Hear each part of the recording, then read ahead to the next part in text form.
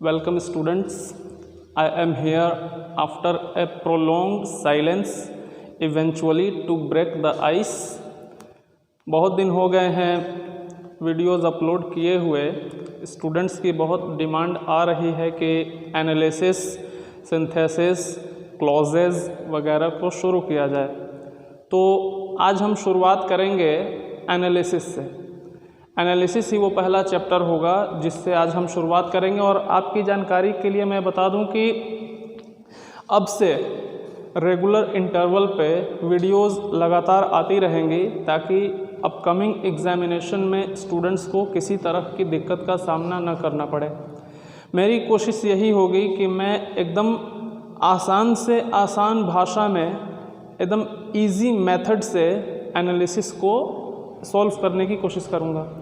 दोस्तों, मैं ये भी बता दूं कि ये एनालिसिस मेरा one of the favourite chapter है, इसलिए मैं भरपूर कोशिश करूंगा कि इस चैप्टर को बेहतरीन से बेहतरीन ढंग से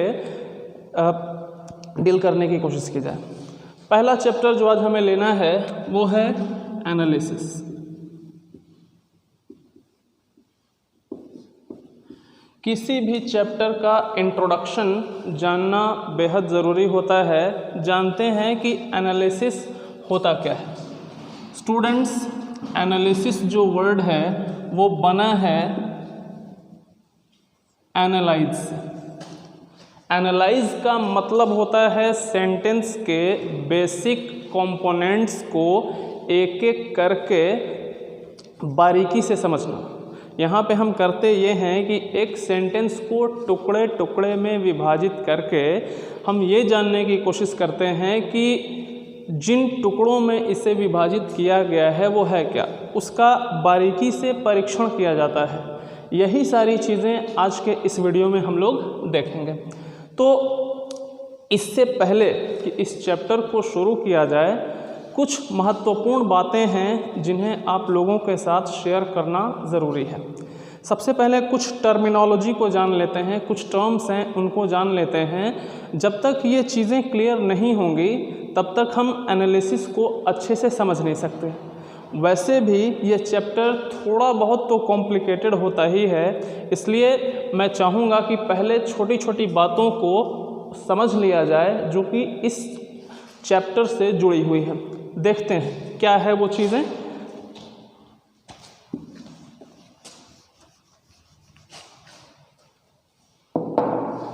सबसे पहले जानेंगे कि क्लॉज क्या होता है।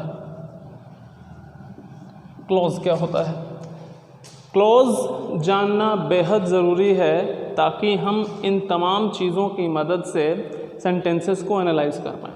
तो इसे समझने के लिए आप जान लें कि क्लॉज जो है सेंटेंस का एक पार्ट होता है जिसमें कम से कम एक सब्जेक्ट और एक वर्ब होना ज़रूरी है। Clause is a part of a sentence which consists of a subject and at least a finite verb. देखते हैं।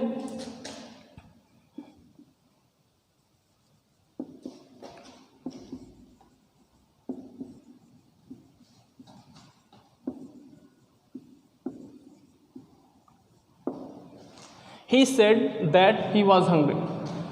यहाँ से लेकर यहाँ तक एक सेंटेंस है। अब हमें ये पता करना है कि इसमें क्लॉज कौन है। देखिए, इसके अलग अलग हिस्से हैं।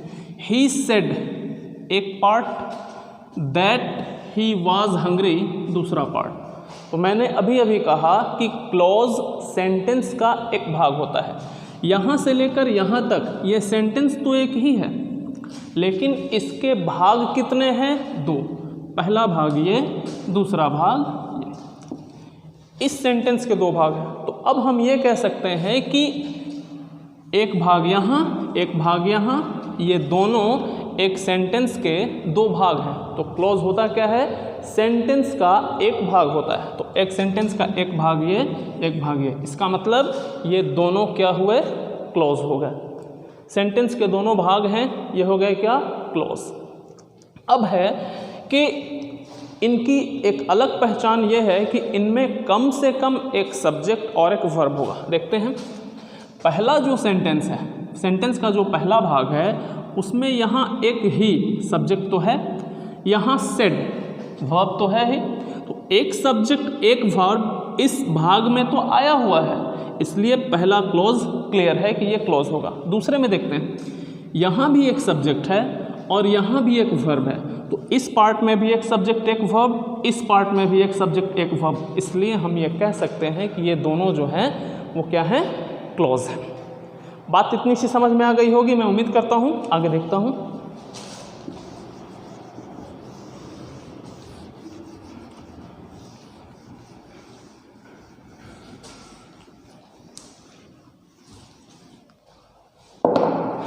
क्लॉज दो प्रकार के होते हैं। मुख्य रूप से क्लॉज को दो पार्ट्स में डिवाइड किया जाता है। पहला होता है मेन क्लॉज, दूसरा होता है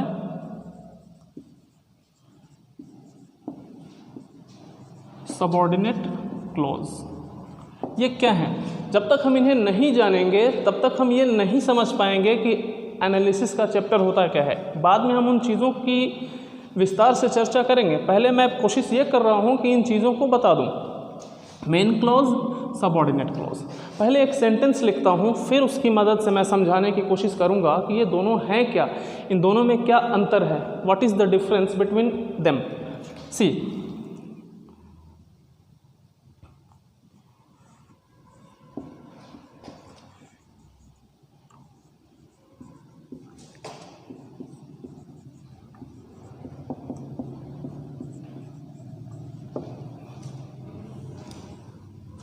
एक सेंटेंस है हमारे पास। अब हमें ये देखना है कि क्लॉज कौन कौन सा है। सेंटेंस का एक भाग यहाँ है, सेंटेंस का एक भाग यहाँ है। इसका सब्जेक्ट ये हुआ, इसका वर्ब ये हुआ, तो एक सब्जेक्ट एक वर्ब यहाँ भी, इसका सब्जेक्ट ये है और इसका वर्ब ये है, तो एक सब्जेक्ट एक वर्ब यहाँ भी। अब देखते हैं कि इसमें से कौन मेन क्लॉज है, कौन सबऑर्डिनेट क्लॉज है। इसको पहचानने के लिए हम इन दोनों का मीनिंग समझते हैं। इफ़ यू रीड, अगर आप पढ़ेंगे तो, इफ़ यू रीड, अगर आप पढ़ेंगे तो, यू विल पास, आप पास हो जाएंगे। अगर मैं अलग अलग करके इन दोनों क्लॉजेस का मतलब समझाऊं तो इसका मतलब सीधा सीधा ये है कि अगर आप पढ़ेंगे तो आप पास हो जाएंगे। अगर मैं सिर्फ इतना किसी के सामने कह दूं आप पास हो जाएंगे, तो मेरे कहने का मतलब पूरी तरह से समझ में आ जाएगा सामने वाले को। लेकिन अगर मैं ये कह दूं कि अगर आप पढ़ेंगे तो, इतना बोलकर मैं स्टॉप हो जाऊं सिर्फ ये कह के अगर आप पढ़ेंगे तो क्या मेरी बात का पूरा मतलब सामने वाला समझेगा? जवाब होगा नहीं। तो ये अलग करने पे पूरा मीनिंग नहीं दे सकता, ये अलग करने पर पूरा मीनिंग दे सकता है। तो वैसा क्लॉज जो अलग अलग किए जाने पर पूरा मीनिंग देता है उसको हम लोग कहते हैं मेन क्लॉज। दूसरी तरफ वैसा सेंटेंस का पार्ट जो अलग अलग करने पर पूरा मीनिंग नहीं देता है उसको हम लोग कहते हैं सबऑर्डिनेट क्लॉज। Subordinate clause. ये तो रहा कि मेन क्लॉज और सबऑर्डिनेट क्लॉज क्या है। एक और एग्जांपल देखते हैं और बेहतरीन ढंग से इसको समझने के लिए।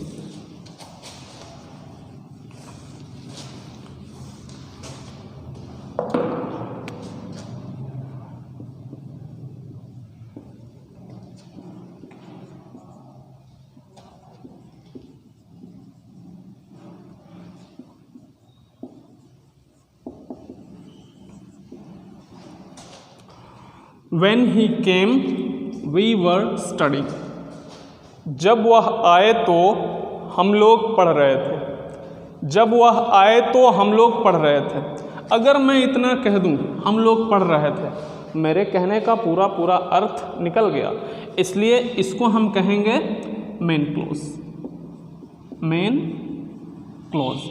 दूसरी तरफ अगर हम देखें when he came, जब वह आए तो इससे पूरा मीनिंग नहीं निकल रहा। अगर मैं किसी व्यक्ति के सामने जाकर कहूँ जब वह आए तो, इतना बोलकर मैं अगर खामोश हो जाऊं तो सामने वाला शायद नहीं समझ पाएगा कि आगे क्या हुआ, तो अपने आप में ये अधूरा मीनिंग दे रहा है, इसलिए इसको हम कहेंगे सबऑर्डिनेट क्लॉज। क्लॉज के चैप्टर को विस्तार से बाद में पढ़ाऊंगा ज़रूर, अभी सिर्फ एक ब्रीफ इंट्रोडक्शन दे रहा हूँ। क्लॉज मेरी समझ से आप समझ गए होंगे। अब मैं देखता हूँ फ्रेज क्या होता है।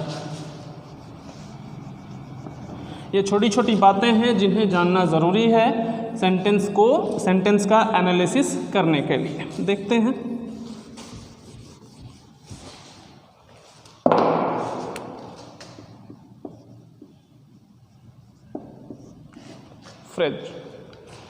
फ्रेज ग्रुप ऑफ वर्ड्स होता है। ये शब्दों का एक समूह है जिसमें ना तो किसी सब्जेक्ट का पता चल पाएगा और ना ही किसी वर्ब का। मुख्य रूप से ये शब्दों का कुछ समूह होता है जो एक खास मीनिंग देता है। अब जैसे मैं कहूँ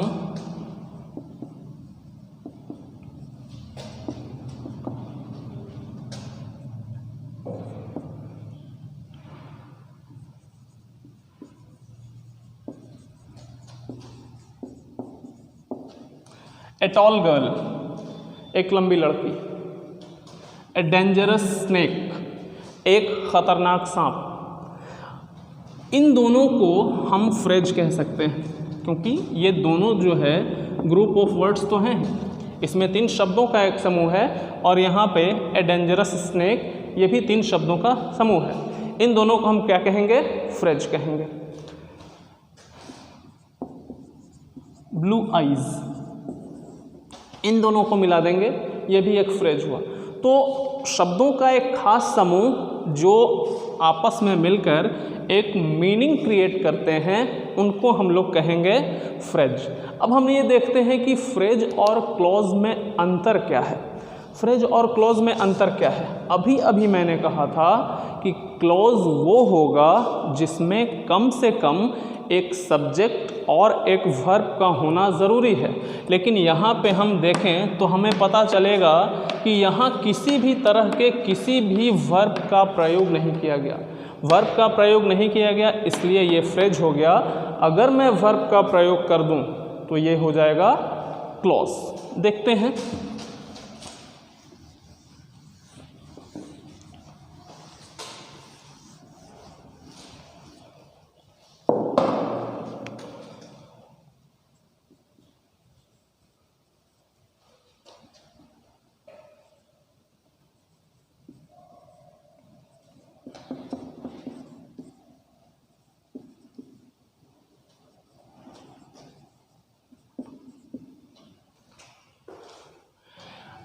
I saw a man with an umbrella. I saw, मैंने देखा। A man with an umbrella. अब यहाँ देखते हैं एक चीज़, क्या इसमें कहीं भी वर्ब दिख रहा है? ए मैन नाउन हो गया, विथ प्रपोजिशन हो गया, एन आर्टिकल हो गया, अम्ब्रेला फिर से नाउन हो गया। इसमें तो कोई वर्ब नहीं है। वर्ब नहीं है इसलिए इस ग्रुप ऑफ वर्ड को हम लोग क्या कहेंगे? फ्रेज। तो मैं समझता हूँ कि क्लॉज और फ्रेज के बीच जो अंतर है वो अब तक आप समझ गए होंगे। अब एनालिसिस के इस क्रम में जो सबसे महत्वपूर्ण बात है, जो सबसे इम्पॉर्टेंट बात है, वो ये है कि सेंटेंस को कितने कैटेगरीज में बांटा जा सकता है। सेंटेंस को हम बेसिकली 3 कैटेगरीज में बांट सकते हैं, जो कि अब एक एक की बात हम अब करने जा रहे हैं। इन तीनों कैटेगरीज को विस्तार से समझ लेते हैं। इसके बाद हम चर्चा करेंगे एक एक सेंटेंस के बारे में, उसका एनालिसिस करके। देखते हैं।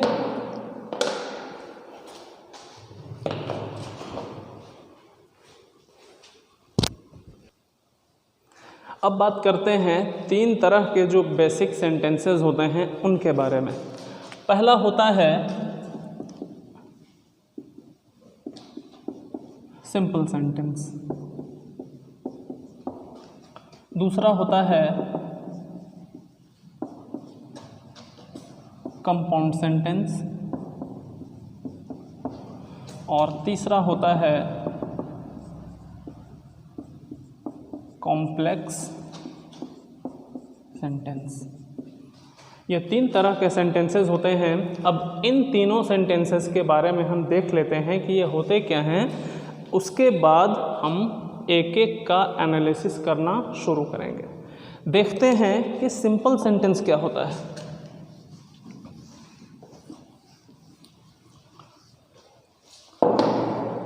सिंपल सेंटेंस, सेंटेंस की जहाँ तक बात करें, अभी अभी हम लोगों ने देखा कि सेंटेंस क्या होता है। बात करते हैं सिंपल सेंटेंस की।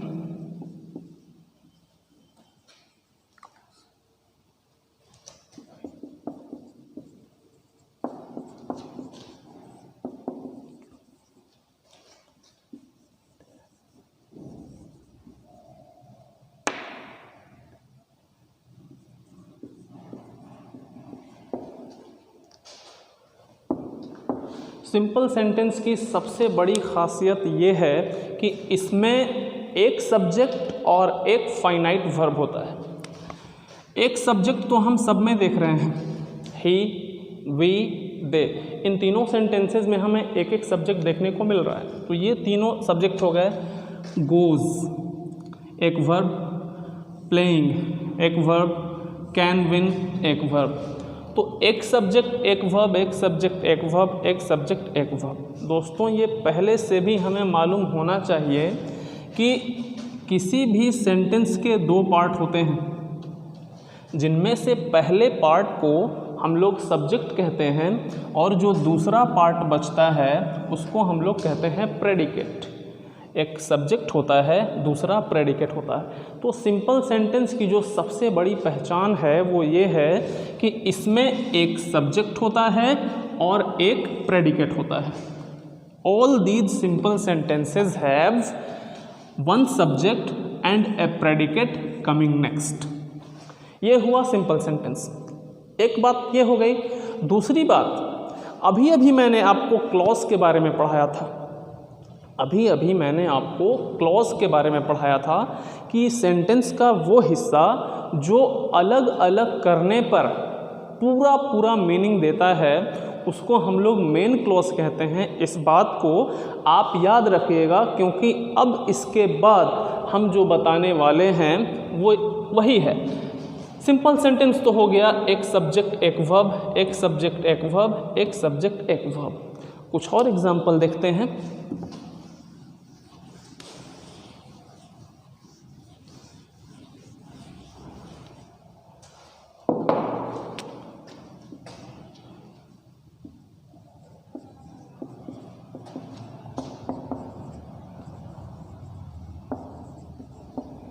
दे walk in the garden, they walk in the garden. वे लोग बागीचे में टहलते हैं। सब्जेक्ट तो वही है दे, सब्जेक्ट के अलावा जो बचेगा वो तो होगा प्रेडिकेट, और इस प्रेडिकेट में हम देख सकते हैं कि वर्ब एक ही है, एक सब्जेक्ट एक वर्ब। इस तरह से ये हमारा हो गया सिंपल सेंटेंस। अब बात करते हैं कंपाउंड सेंटेंस की। ये हो गया सिंपल सेंटेंस। अब बात करते हैं कंपाउंड सेंटेंस की। ये होता क्या है?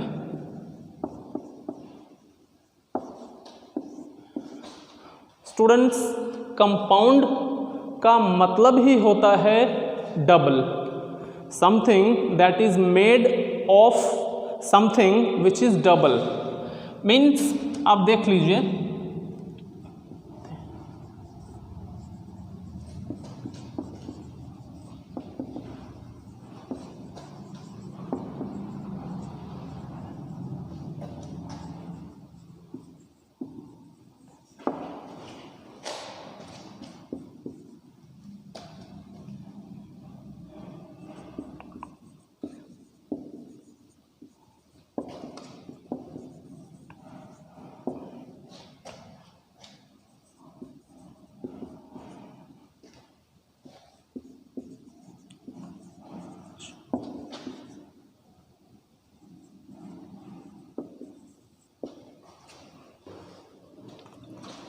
दे are playing, we are reading. दोस्तों यहाँ से लेकर यहाँ तक इतना तो हमें पता है कि ये एक ही सेंटेंस है। वही बात नीचे भी लागू होती है, यहाँ से लेकर यहाँ तक ये भी एक सेंटेंस है। लेकिन अब हमें देखना है कि इन सेंटेंस के कितने भाग हैं। दे आर प्लेइंग पहला पार्ट है, वी आर रीडिंग दूसरा पार्ट है। वे लोग खेल रहे हैं, हम लोग पढ़ रहे हैं। ये दो पार्ट हो गए पहले सेंटेंस के। ही स्टडीज़ एट नाइट, वह पढ़ाई करता है रात को। यू वॉच मूवीज़, तुम फिल्में देखते हो, तुम फिल्म देखते हो। इन दोनों को जोड़ा गया बट और वाइल से। अब मैंने अभी अभी कहा था कि जो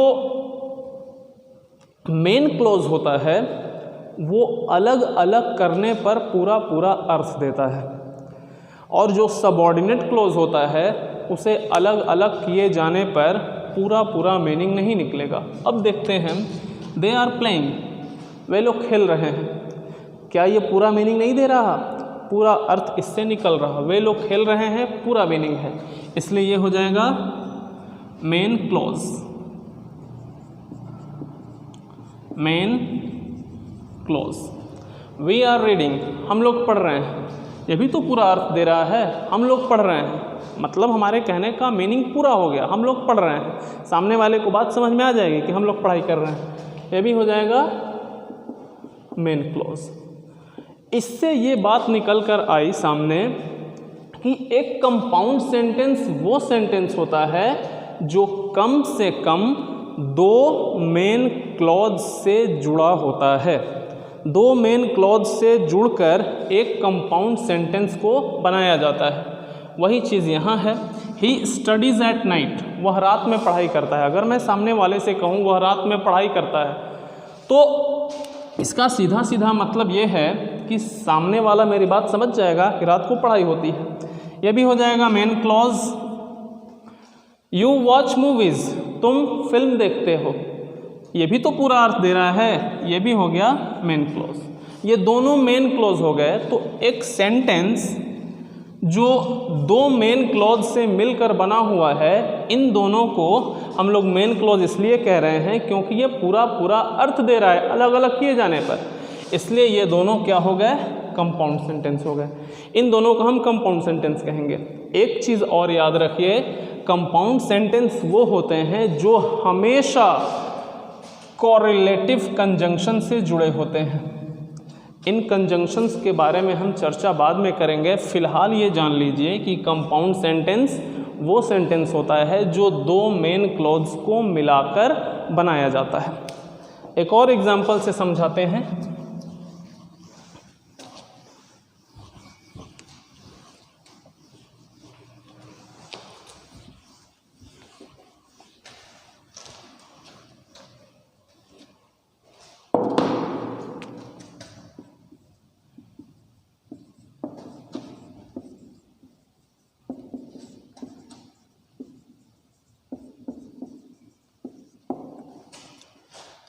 ही is rich, you are poor, दोनों को जोड़ा गया बट से।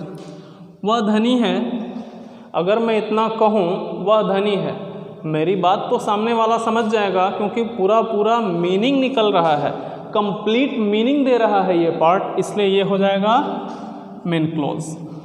दूसरी तरफ यू आर पुअर, आप गरीब हैं, इससे भी तो पूरा पूरा अर्थ निकल रहा है, ये भी हो गया मेन क्लॉज। तो यहाँ से लेकर यहाँ तक ये जो पूरा सेंटेंस है वो कितने मेन क्लॉज से मिलकर बना है? दो मेन क्लॉज से मिलकर बना है, इसलिए इनको हम लोग कहेंगे कंपाउंड सेंटेंस।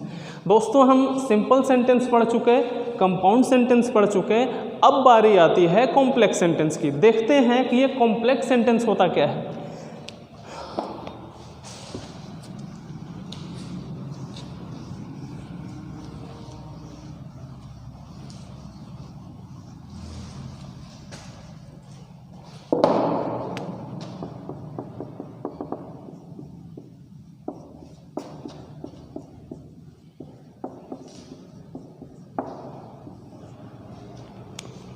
अब बात करते हैं कॉम्प्लेक्स सेंटेंस की।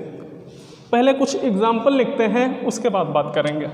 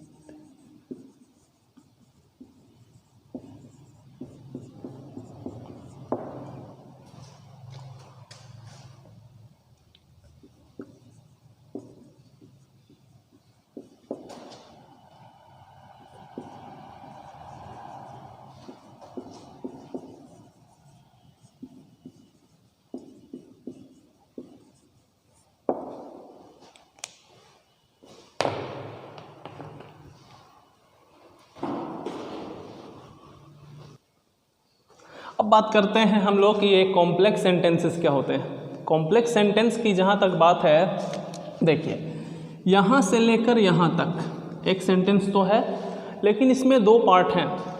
If it rains we shall get wet. अगर बारिश होती है या अगर वर्षा होगी तो वी शैल गेट वेट, हम लोग भीग जाएंगे। अगर बारिश होगी तो हम लोग भीग जाएंगे। अगर मैं इतना कह दूं हम लोग भीग जाएंगे, बात पूरी समझ में आ रही है, इसलिए ये हो जाएगा मेन क्लॉज। लेकिन अगर मैं कहूं इफ़ इट रेन्स, अगर बारिश होगी तो, अगर मैं इतना बोलूं किसी से अगर बारिश होगी तो, भाई साहब अगर बारिश होगी तो क्या वो मेरी बात समझ पाएगा अच्छे से? नहीं, उसे आधा अधूरा मीनिंग समझ में आएगा। इसलिए ये हो जाएगा सबऑर्डिनेट क्लॉज। अभी मैंने शुरुआत में कहा था कि सबऑर्डिनेट क्लॉज वो पार्ट होता है जो अलग अलग करने पर अपना पूरा मीनिंग नहीं देता। वही चीज़ है यहाँ। व्हेन ही सिंग्स, जब वह गाता है तो दे बिकम हैप्पी, वे लोग खुश हो जाते हैं। वे लोग खुश हो जाते हैं, ये पार्ट तो पूरा अर्थ दे रहा है, इसलिए ये हो जाएगा मेन क्लॉज। लेकिन अगर मैं कहूँ व्हेन ही सिंग्स, जब वह गाता है तो, इतना अगर कहा जाए तो क्या ये पूरा मीनिंग दे रहा है? नहीं, ये हो जाएगा सबऑर्डिनेट क्लॉज।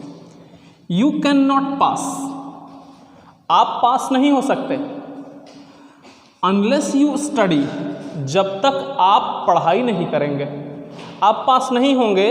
आप पास नहीं कर सकते हैं जब तक कि आप पढ़ाई नहीं करेंगे। अगर मैं किसी से बोलूं जब तक आप पढ़ाई नहीं करेंगे, तो इसका मतलब जब तक पढ़ाई नहीं करेंगे तो क्या पूरा मीनिंग तो नहीं दे रहा, पूरा अर्थ नहीं दे रहा है। तो इस बार ये हो जाएगा subordinate clause. You can not pass, आप पास नहीं कर सकते, ये हो जाएगा मेन क्लॉज, क्योंकि ये दे रहा है पूरा मीनिंग। इन तीनों को देखने से तो हमें ये बात क्लियर हो गई कि जो कॉम्प्लेक्स सेंटेंस होता है उसमें जो दो पार्ट्स होंगे उनमें कम से कम एक मेन क्लॉज तो होगा ही, एक मेन क्लॉज होगा और जो दूसरा होगा वो होगा सबऑर्डिनेट क्लॉज। मेन क्लॉज और सबऑर्डिनेट क्लॉज। अब हम देखते हैं कि कॉम्प्लेक्स और कंपाउंड में फ़र्क क्या है। अभी हमने देखा था कि कंपाउंड सेंटेंस का दोनों भाग पूरा मीनिंग दे रहा था, लेकिन यहाँ कॉम्प्लेक्स सेंटेंस में एक भाग पूरा मीनिंग दे रहा है और एक भाग अधूरा मीनिंग दे रहा है। मतलब कि कॉम्प्लेक्स सेंटेंस में एक सबऑर्डिनेट क्लॉज होता है और एक मेन क्लॉज, वहीं कंपाउंड सेंटेंस में दोनों के दोनों जो है मेन क्लॉज होते हैं। तो फिलहाल इस वीडियो में इतना ही। ये हमारा ब्रीफ इंट्रोडक्शन था एनालिसिस का। अगले वीडियो में हम लोग बात करेंगे कि एक एक सेंटेंस को, सिंपल, कंपाउंड, कॉम्प्लेक्स को कैसे एनालाइज किया जाता है। तब तक आप बने रहें हमारे चैनल के साथ। मैं चाहूँगा कि आप ज़्यादा से ज़्यादा सब्सक्राइब करें इस चैनल को और अपने दोस्तों के बीच शेयर करें, ताकि ज़्यादा से ज़्यादा जो है हमारा उत्साह बढ़ाया जा सके। Thank you very much.